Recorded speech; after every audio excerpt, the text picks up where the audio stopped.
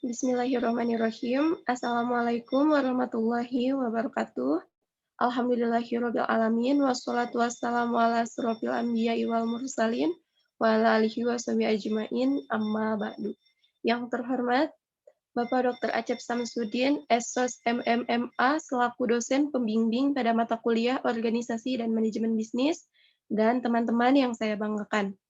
Pertama-tama, marilah kita panjatkan puji syukur kehadirat Allah Subhanahu wa Ta'ala, karena berkat rahmat dan hidayahnya, kita bisa melakukan perkuliahan pada hari ini dalam keadaan sehat walafiat. Tak lupa, kami ucapkan terima kasih kepada Bapak Acep yang telah memberikan kesempatan kepada kami untuk menyampaikan materi mengenai fungsi sumber daya kapabilitas dan kompetensi dalam organisasi. Sebelumnya, izin memperkenalkan diri, nama saya Lisda, sebagai moderator dari kelompok 3, dan ada Diva Lismadara sebagai pemateri 1, Dian Rahma Putri sebagai pemateri 2, dan ada Pramunita sebagai pemateri 3, Fauzan Alwi sebagai pemateri 4, dan Mesa Tiffany sebagai pemateri 5. Baik, untuk mengefisiensikan waktu, langsung saja materi pertama akan disampaikan oleh Diva Lismadara. Kepadanya saya persilahkan.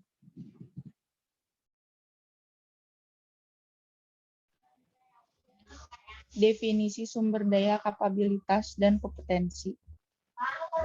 Di dalam lingkungan internal terdapat 3 bagian pembahasan, yaitu sumber daya kapabilitas dan kompetensi menurut pandangan result-based view. Terdapat bahwa sumber daya yang dimiliki perusahaan jauh lebih penting daripada struktur industri dan dalam memperoleh dan mempertahankan organisasi sebagai sekumpulan aset dan kapabilitas. Istilah sumber daya secara umum dapat diartikan sebagai sumber kekuatan atau sumber tenaga yang dapat digunakan untuk memacu suatu mekanisme atau kegiatan tertentu sehingga dapat dihasilkan sesuatu. Sumber daya terwujud adalah aktiva-aktiva yang dapat dilihat dan diukur.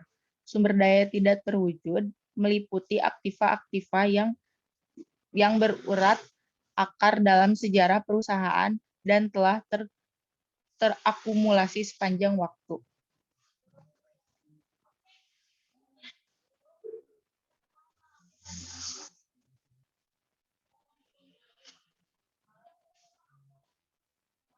Kapabilitas adalah konsep yang dipakai untuk menunjuk pada kondisi lingkungan internal yang terdiri atas 2 faktor strategi, yaitu kekuatan dan kelemahan. Terima kasih. Baik, terima kasih. Materi selanjutnya akan disampaikan oleh Dian Rahma Putri. Kepadanya saya persilahkan. Terima kasih, moderator. Kompetensi. Menurut HVC 2005, kompetensi merupakan karakteristik yang dimiliki seseorang berupa pengetahuan atau knowledge, kemampuan atau ability, dan keterampilan skill dalam pelaksanaan suatu pekerjaan. Tingkat kompetensi bisa dinilai berdasarkan latar belakang pendidikan yang dimiliki, pelatihan, serta keterampilan yang dimiliki. Adapun kompetensi inti adalah sumber daya dan kapabilitas yang menjadi sumber keunggulan kompetitif perusahaan melebihi para pesaingnya. Terima kasih. Baik, materi selanjutnya akan disampaikan oleh Denada Pramunita. Kepadanya saya persilahkan. Pentingnya analisis internal sumber daya kapabilitas dan kompetensi inti. Perusahaan harus mengembangkan kapabilitas agar dapat segera berubah. Sebuah tantangan utama untuk mengembangkan kapasitas ini adalah mengembangkan lingkungan organisasi di mana pengalaman pembelajaran dipraktekkan. Kerangka pemikiran baru ini menuntut perusahaan untuk dengan hati-hati memahami para pelanggan sehingga mereka mampu merancang produk-produk yang sepenuhnya memuaskan kebutuhan mereka.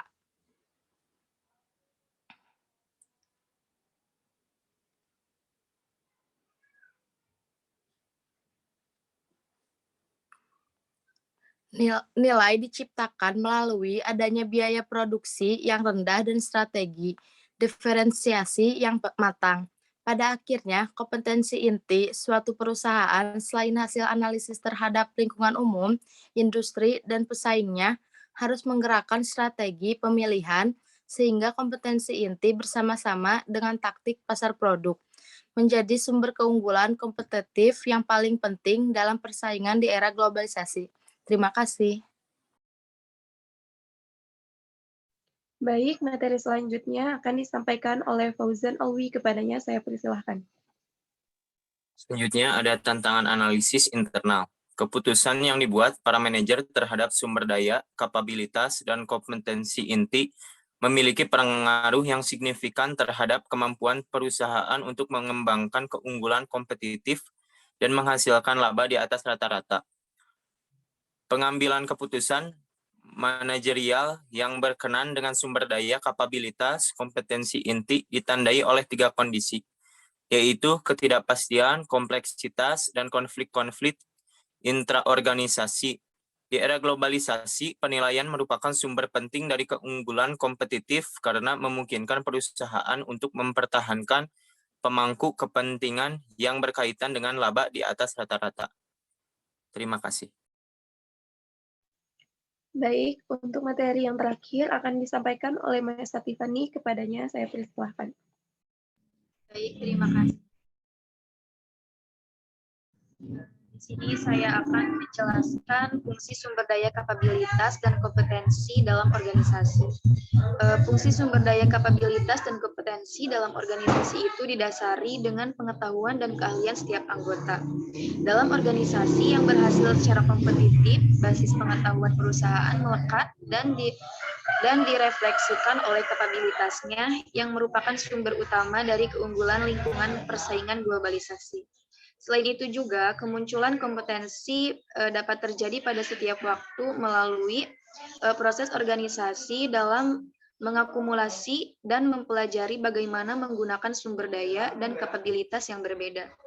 Keunggulan kompetitif pada kenyataannya diciptakan melalui kumpulan beberapa sumber daya, kapabilitas, dan kompetensi yang unik. Tidak semua sumber daya dan kapabilitas perusahaan adalah aktiva-aktiva strategis, yaitu aktiva-aktiva yang memiliki nilai kompetitif dan berpotensi untuk menjadi sumber keunggulan kompetitif. Sebagian sumber daya dan kapabilitas mungkin tidak komponen, karena mereka memiliki area-area kompetitif perusahaan yang lemah dibandingkan dengan para pesaingnya. Jadi, sebagian sumber daya atau kapabilitas dapat menghambat atau mencegah pengembangan kompetensi inti perusahaan. Perusahaan-perusahaan dengan modal keuangan yang tidak cukup, misalnya mungkin tidak mampu membeli fasilitas atau mempekerjakan pekerja-pekerja ahli yang diperlukan untuk memanufaktur produk yang memberi nilai bagi pelanggan. Dalam situasi ini, model keuangan atau sumber daya berwujud akan menjadi kelemahan. Dilengkapi dengan pemahaman yang mendalam terhadap sumber daya dan kapabilitas mereka, perusahaan harus menempatkan peluang-peluang lingkungan eksternal yang dapat dieksploitasi melalui kapabilitas mereka sambil menghindari persaingan di wilayah-wilayah yang menjadi kelemahannya. Terima kasih.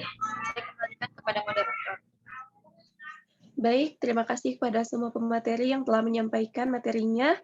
Dari pemaparan di atas dapat disimpulkan bahwa fungsi dari sumber daya kapabilitas dan kompetensi dalam organisasi tentunya sangat berpengaruh satu sama lain. Dengan demikian, jika salah satunya tidak memiliki suatu organisasi, maka kinerja organisasi tersebut tidak berjalan dengan baik dan akan sulit untuk mencapai tujuan awal dibentuknya organisasi tersebut. Dengan ilmu pengetahuan dan informasi pada zaman ini, mudah sekali bagi kita untuk mengakses dan mempelajari bagaimana kita bisa mengasah diri untuk memiliki karakteristik yang diharuskan dan dimiliki oleh setiap individu. Baik, mungkin cukup sekian pemaparan materi dari kelompok 3.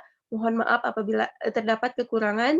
Terima kasih atas perhatiannya. Wassalamualaikum warahmatullahi wabarakatuh.